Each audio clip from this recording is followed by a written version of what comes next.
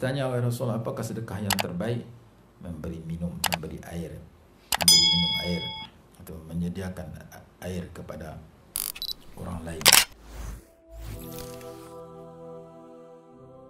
Ibnu Hibban dalam Sahih Ibnu Hibban, begitu juga Al-Hakim dalam Al-Mustadrak, qultu ya Rasulullah ayyu sadaqati afdal? Qala saqiyul ma. Aku bertanya, wahai Rasulullah, apakah sedekah yang terbaik? Memberi minum air atau menyediakan air kepada orang lain untuk pahala kepada orang yang melakukannya, mewujudkannya, dan kepada orang yang diniatkan kepada ruh mereka.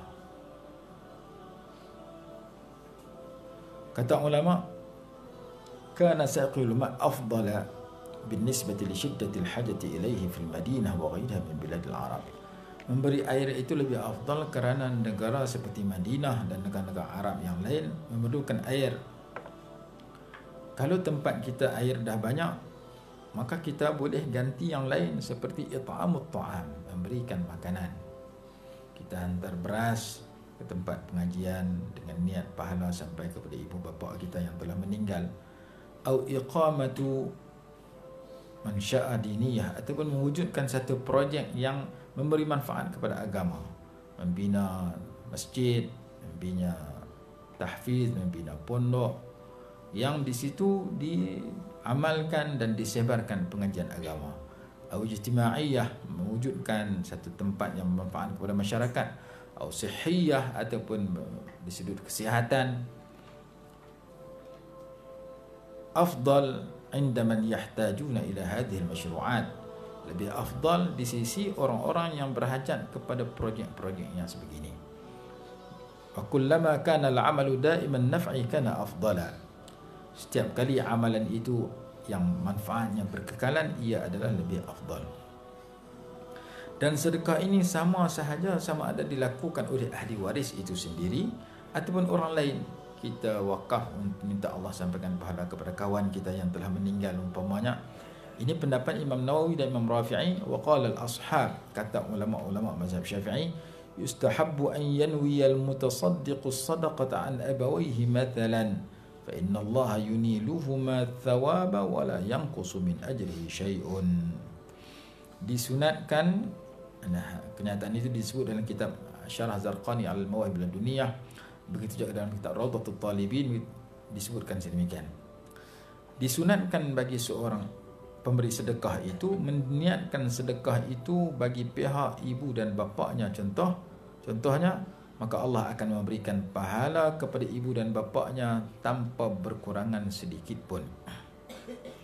Yang kelima, berdoa dan beristighfar kepada ibu bapa. Doa kepada orang mati disepakati ianya dituntut dan beri manfaat jika Allah makbulkan doa itu.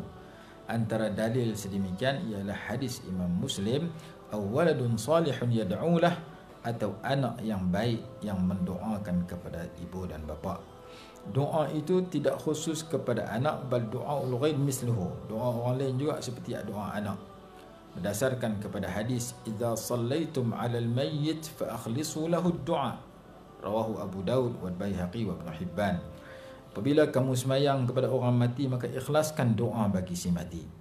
Dan Nabi SAW apabila selesai mengebumikan mayat, baginda berdiri di sisi kubur itu dan bersabda, istaghfiru li akhikum wa salu lahu at-tasbit fa innahu al-ana yus'al, rawahu Abu Daud.